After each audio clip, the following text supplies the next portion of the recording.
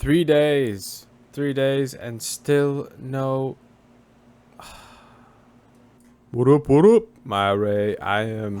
And today I'm going to be going over the patch notes for this week in Black Desert. As you saw, I'm kind of struggling to get my necks for the journal, the HP journal. And yeah, events. Let's get into events.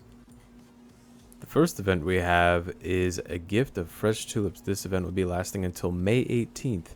Go to Laura in Hydeal to be able to acquire these fresh tulip seeds. You will then be able to go and plant them in your garden/farm and exchange the byproducts of that, which will be a fresh tulip, to certain NPCs to get certain buffs. Personally, me, I will be going for the Tecton one. I want the item drop right since I mainly like to go in circles. Who doesn't like to go in circles? And BD. Yeah. Next, we have the Stirrup for Mythical Dine, or Dine, as some people like to say. I prefer Dine. Yeah, Dine is pretty cool. That'll be lasting until May 18th. Log in for up to 3 hours a day to be able to receive enhancements for your horse. These nice little mats, they're going to come in real handy. Also, we'll be getting a training hot time. Ooh, training hot time. For training and mount EXP up to 50%. And you will see this up in your top left-hand corner. I will see you all in the circles that are dreighan. Oh, yes, I like how they did this. This next event actually correlates very well with the last event. Saddle down, it's Imperial Horse delivery time. This will be lasting at the exact same time as the previous event until May 18th. This is going to make it so when you do exchanges in your Imperial Horse deliveries, you will be able to get more Oblivion Flowers, which you're using to get that incense to be able to make your T10. Beautiful. Also going along with this is going to be the Perfect Horse for Imperial Delivery event, which will increase not only your Oblivion Flowers, but also your scrolls, which you'll be able to use to trade for various items, like horse emblems, rumbling shards, swaying shards, Gunveria armor, and a T8. Ooh, T8 if you have a bunch, actually. Don't forget to also go to Wapra in the Stonetail Horse Ranch, because this is where you'll actually be getting a lot of your good mats that you need to help with those horse tens, the fern roots. Make sure to initiate your weekly here. You can actually do this on alts. I actually do it on alt here in Drakania. Well, attempt to. Let's try this. No. I'm not the best at this, I'm not gonna lie. I'm gonna have to get our horse training up. Yes, very good, very good.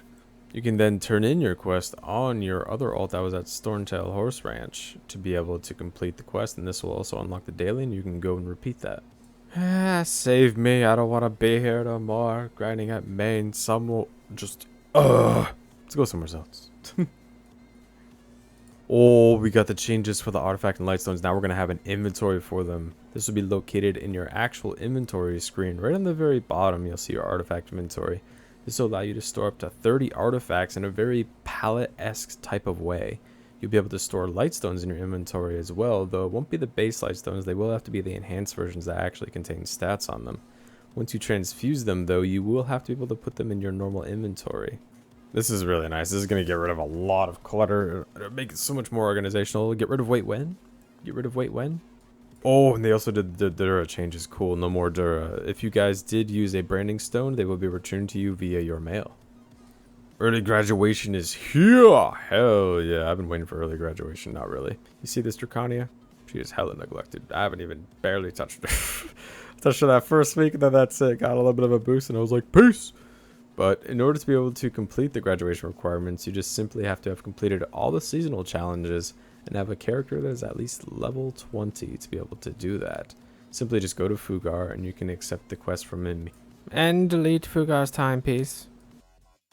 You will get the normal gift box full of memories. This will give you some goodies, a little bit of money, and some mats and scrolls, and will be able to allow you to convert your seasonal gear over to your normal gear. Once you complete the seasonal graduation, go to Fugar to complete the Prismatically Brilliant Dream. This will allow you to obtain the certificate to be able to choose one of many of the seasonal rewards. The newest one is another 100 stack. Almost as depressing as my grind. Let's go to Rogues. I'm going to try Rogues. To get these necklaces, and... They're now giving us a filler for the Drakania weapon. You won't be able to equip it, however, but it will be there for when we get the seasonal exchange. This way, both your seasonal and non-seasonal character, if you've graduated, will be able to transfer that over into real gear. It can be enhanced normally, just like any other seasonal gear with the same materials. Simply go to Fugar and accept the quest to be able to obtain the Tuvala pendant. Next, we have class changes. First is Ranger. Tearing Arrow Prime Tearing Arrow. Fix the issue where the air attack would be applied instead of down attacks while mounted. Evasion Explosion Shot changed to not be affected by the jump height increase effect when performing extra attacks. Okay. Musa Chase. Oh, what'd you change with Musa? Fix the issue where you could switch to your Crescent Blade when falling during the skill with your Tiger Blade drawn.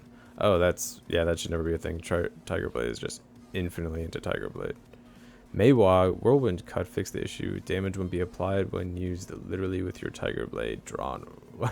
Wait, literally? Laterally. Oh, I was like, wait, what? Archer Ravenous Talon. Fixed the issue where skill commands were awkward. Awkward? Awkward how? Hashern. Black Spirit Crown Kick. I've never used that in my life, I don't think. Fixed the issue where its skill demo was the skill Silent Breach. Oh, different skills, I see.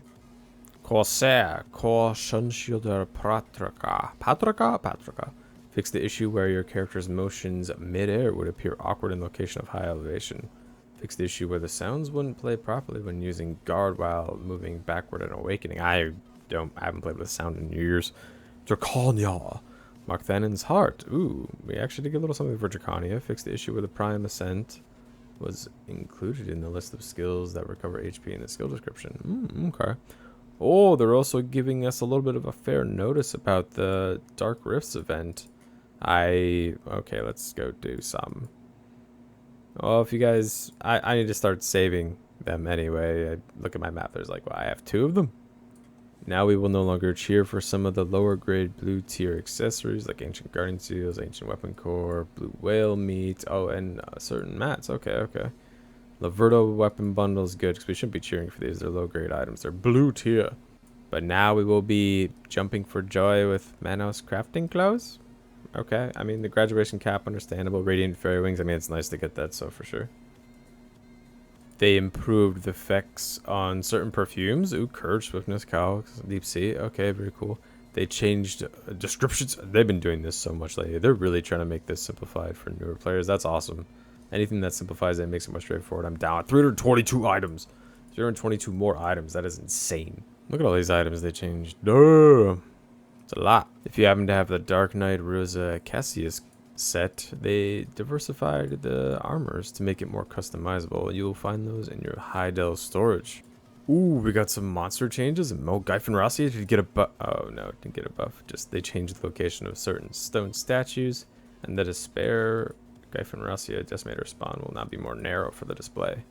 Huh. Okay. They also changed the aggro of 47 monsters. If you're like a much higher level with certain like lower tier monsters, now they want to attack you, like bees, parasitic soldiers, certain violence in certain areas. Is that really much of an issue though? Like, I don't know. I don't think so, because you're already that higher tier level anyway. You probably got something on your character or your mount to be able to not care. Still no pre-orders. I cannot tell you enough how I feel inside. Barrier of Infestation got a change. Oh, from 1 to 3. So okay, so the first 3 weeks are now going to be soloable. That's awesome. Before you had to have a group of people to come with you. Now you can actually just solo them and go through it yourself, and it scales with you. So definitely try to complete this when you reach around, like, I would say 269 AP is probably a really good time to start doing this quest. Papukrinia. Oh, what did they change about Papukrinia? Are we gonna get like some new scrolls, some new mobs, some new things to do? Or are they gonna... Oh, they made it easy. I mean, that's good. They made it easier. They made the whole process a lot more streamlined and easier for you to be able to complete. Now it'll be very soloable. That's going to be really good for a lot of people, especially if you're going to be going for the Donkey Krog Dalo set. I've gotten mine a little while ago, but now it's definitely going to be a little bit easier. Next they've been increasing, they did more contribution EXP increases for Valencia, Camasilvia, and Dreighan. Over, how much is that? Like 300 quests? They're really trying to make CP more accessible to newer players when they're completing their quest lines. Wings of Ascension will now be a little bit easier to craft as they changed the formula up a little bit for manufacturing. So now it'll be a little bit easier to get. That is nice, not bad. The event Fugar enhancement box has been changed a little bit. Now when you get to level 10, instead of just getting the 50 crowns, you'll also get some little enhancement ores and materials to be able to further your character. And if you've already gotten past this point, go to Heidel to be able to claim another box that will just have the materials there waiting for you. Next we get some conquest and node war changes. Siege. They made the recovery centers. Oh, they made the recovery centers more effective. They're actually going to deduce even more time now off the cooldown. It's not only going to apply to your overall cooldown, but also the cooldown from when you can actually be revived that would be left. So these are going to be a lot more strategic now. It's going to up the pacing of node wars for sure. And these are some examples they use to give you some more specification. If you guys want to check that out, I'll be leaving the patch notes down in the description. Still no pre-orders. I am suffering. That was a solid patch. They're doing a lot of fixes, a lot of changes that are making it a little bit more convenient, especially for newer players and some mid-tier players that are trying to get a little bit more gear. Not bad at all, especially the changes on the Lightstones. Hell yeah, I've been digging it. If you guys haven't already, check out my video for the events that have actually ended with this patch if you guys need to know which ones are done and you can no longer get at. They become poof, no more. But thank you all for watching. I really do appreciate it. Hopefully I made this patch a little bit more digestible for you, and until next time guys, Crimson out.